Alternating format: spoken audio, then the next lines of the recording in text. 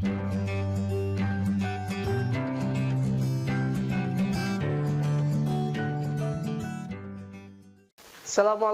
warahmatullahi ta'ala wabarakatuh. Perkenalkan, nama saya Ade Sukurnia. Ya, pada kesempatan ini saya akan menjelaskan mengenai selamat datang wahai nabiku kekasih Allah Subhanahu wa taala, pelajaran pendidikan agama Islam kelas 7 bab 5. Tahukah kalian bahwa Allah Subhanahu wa taala sebelum menciptakan alam dunia dan seisinya, terlebih dahulu Allah Subhanahu wa taala telah menciptakan nur Kanjeng Nabi Muhammad sallallahu alaihi wasallam. Itu menunjukkan, menandakan bahwa Kanjeng Nabi Muhammad sallallahu alaihi wasallam itu seorang yang paling mulia. Maka tidak heran jika Allah menobatkan beliau sebagai kekasih Allah.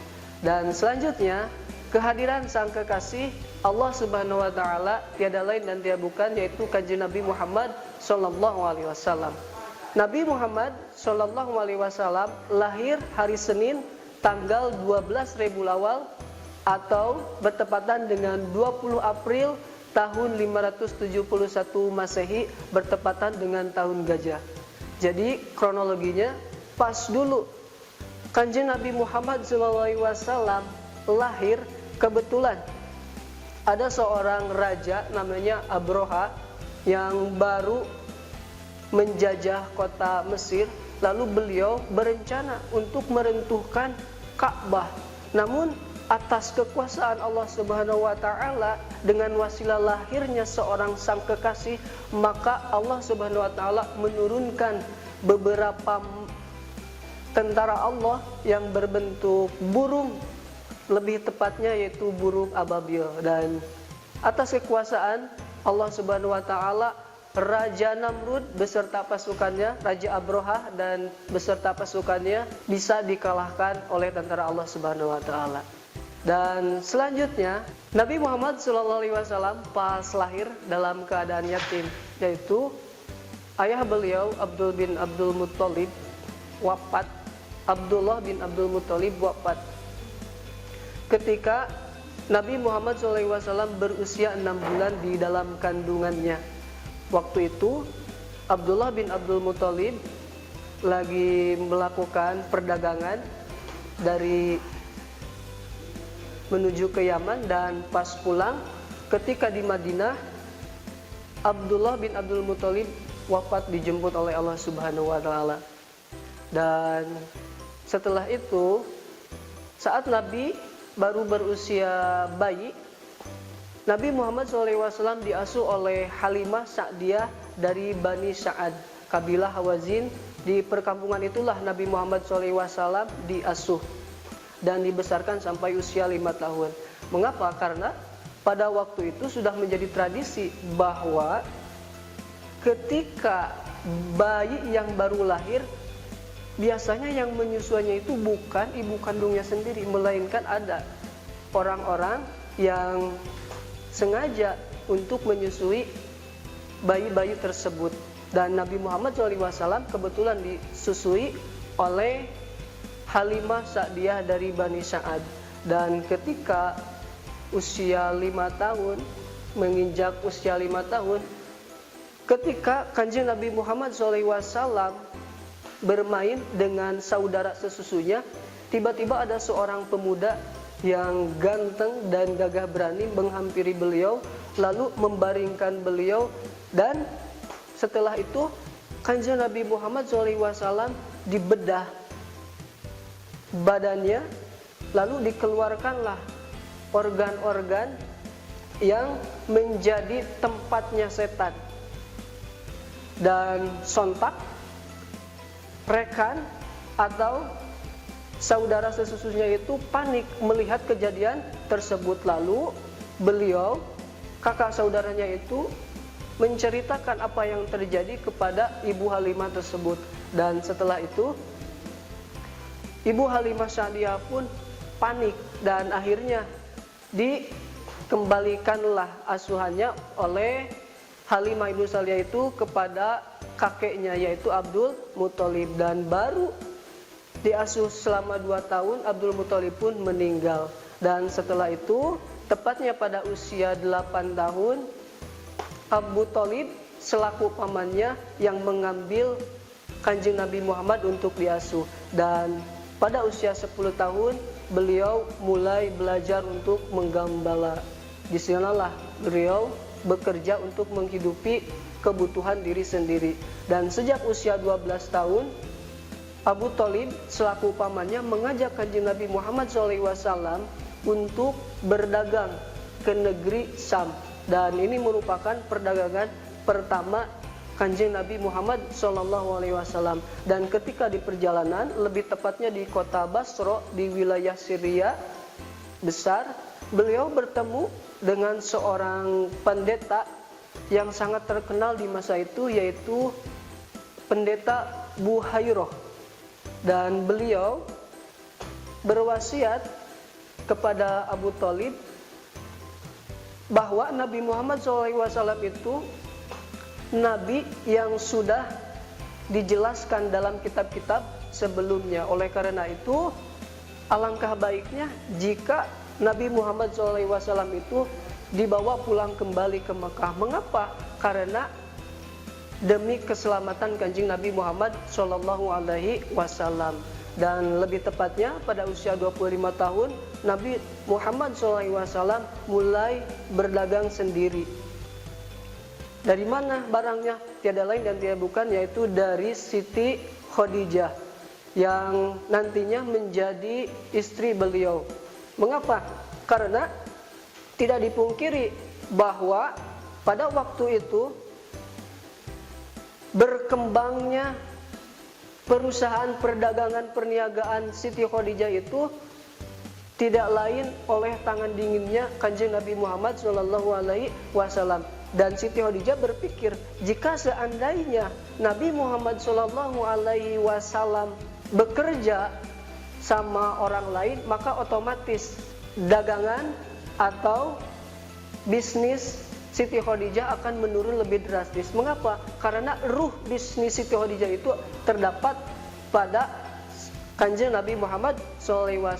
Dan setelah itu beliau menikah dan dikaruniai 7 orang anak, yaitu Ibrahim, Qasim, Abdullah, Zainab, Ruqayyah, Ummi Kulsum, dan Fatimah. Dan selanjutnya, yaitu Nabi Muhammad SAW diangkat menjadi Rasul.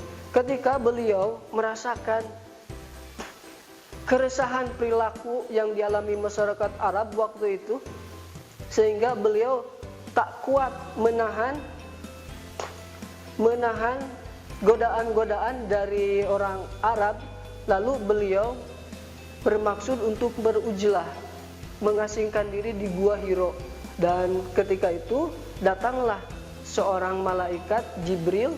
Beliau menurunkan wahyu yang pertama kalinya, yaitu surah Al-Alaq dari ayat 1 sampai ayat 5 yang Bismillahirrahmanirrahim. Iqra bismi rabbikal ladzi khalaq, khalaqal insana min 'alaq, iqra wa rabbukal akram, alladzi 'allama bil qalam, 'allamal insana ma lam ya'lam. Dengan cara gimana? Nabi didekap oleh siapa? Oleh malaikat Jibril. Mengapa? Karena waktu itu Kanjeng Nabi Muhammad disuruh membaca oleh malaikat Jibril, Iqra. Maka Kanjeng Nabi Muhammad tidak bisa membaca. Mengapa? Karena sebelumnya belum pernah belajar. Sampai 3 kali didekap, dan akhirnya beliau mengucapkan ayat tersebut. Dan selanjutnya, dakwah Nabi Muhammad SAW di Mekah secara sembunyi-sembunyi, yaitu setelah turun wahyu yang kedua, yaitu surah Al-Mudassir dari ayat 1 sampai ayat 7, dengan cara yaitu mengajak orang-orang terdekatnya, bermula dari keluarga dan sahabat-sahabat dan orang-orang yang diyakini beriman kepadanya. Tujuannya dakwah secara sembunyi-sembunyi itu untuk apa? Ya, tujuannya agar mereka lebih dulu percaya kepada seruan dan mengikutinya. Dan tempat beliau yang dipilih untuk berdakwah adalah rumah Arqam bin Abil Arqam Al-Ahzam. Dan setelah itu, orang yang pertama percaya kepada beliau atau yang disebut dengan As-Sabiqun Al-Awwalun, Dari golongan putra tiada lain yang bukan adalah Abu Bakar As-Siddiq, dari golongan putri Siti Khadijah, dan dari golongan anak-anak yaitu Sayyidina Ali bin Abi Thalib. Sementara itu atas perjuangan Abu Bakar As-Siddiq dan Siti Khadijah terdapat beberapa sahabat yang masuk Islam, di antaranya Sofiyah binti Abdul Muthalib, Lubabah Ummul Fadlah, Ummu Salamah binti Abu Bakar, dan lain sebagainya. Dan selanjutnya dakwah secara terang-terangan. Setelah turun wahyu yang ketiga yaitu surah Al-Hijr ayat 94 yang artinya, maka sampaikanlah olehmu secara terang-terangan segala apa yang diperintahkan kepadamu dan berpalinglah dari orang-orang yang musyrik. Sungguh kami memelihara daripada kejahatan orang-orang yang memperolok-olokkan. Kemudian Nabi Muhammad SAW berdakwah secara terang-terangan dengan cara mengumpulkan para sahabat dan keluarganya di Gunung Sofa. Tapi ketika Kanjeng Nabi Muhammad SAW mengumpulkan para sahabatnya, ada salah satu keluarganya yaitu Abu Lahab yang bersikap sinis dan tidak mau menerima dakwah Rasulullah SAW. Dan setelah itu ketika beliau berdakwah secara terang-terangan, banyak hambatan dan rintangan dari luar maupun dari keluarga tersendiri. Dan cara kafir Quraisy menghambat dakwah Rasulullah diantaranya itu mencoba menyuruh pamannya yaitu Abu Thalib untuk menghentikan dakwah Kanjeng Nabi Muhammad SAW. Namun dengan tegas Kanjeng Nabi Muhammad SAW menjawab, demi Allah saya tidak akan berhenti untuk berdakwah. Dan kemudian setelah berbagai cara dilakukan, tetap saja Kanjeng Nabi Muhammad berdakwah secara terang-terangan. Kemudian kafir Quraisy mencoba lagi dengan cara mengutus Uqbah bin Rabah, menawarkan harta benda, wanita, dan pangkat untuk meninggalkan dakwahnya. Tapi Kanjeng Nabi Muhammad SAW tetap tidak meninggalkan dakwahnya. Dan setelah berbagai cara dilakukan, tetap Kanjeng Nabi Muhammad SAW berdakwah. Maka langkah selanjutnya yang dilakukan oleh kafir Quraisy yaitu pemboikotan Kanjeng Nabi Muhammad SAW, khusus untuk Bani Muthalib dan Bani Hashim. Pemboikotan ini dilakukan selama kurang lebih 3 tahun dengan isi pemboikotan yaitu yang pertama, kaum Quraisy tidak akan menikahi orang Islam. Yang kedua, kaum Quraisy tidak akan menerima permintaan nikah dari orang Islam. Yang ketiga, kaum Quraisy tidak akan melakukan jual beli dengan orang Islam. Dan inilah Kanjeng Nabi Muhammad SAW mengalami krisis moneter yang luar biasa. Mengapa? Karena Kanjeng Nabi Muhammad diboikot, tidak bisa membeli barang dagangan atau membeli apapun dari orang kafir Quraisy. Setelah itu Nabi Muhammad SAW pun berencana untuk membuka barang dagangan untuk dijual, tapi tetap kaum kafir Quraisy menolak untuk membeli barang dagangan dari Kanjeng Nabi Muhammad SAW. Dengan alasan apa? Apabila ada seseorang yang membeli barang dagangan dari Nabi Muhammad, maka hukumannya yaitu dihukum mati. Dan undang-undang pemboikotan itu digantung di dinding Ka'bah selama 3 tahun, penulisnya yaitu Mansur bin Ikrimah. Dan setelah 3 tahun, undang-undang tersebut pun rusak dimakan rayap.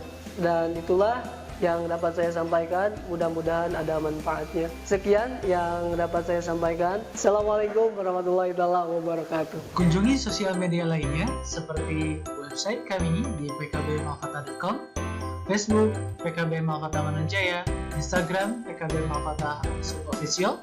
Dan terima kasih telah klik video ini. Jangan lupa like, comment, share, and subscribe untuk menunjukkan dukungan kamu terhadap channel ini. Enjoy the video PKB Malfata.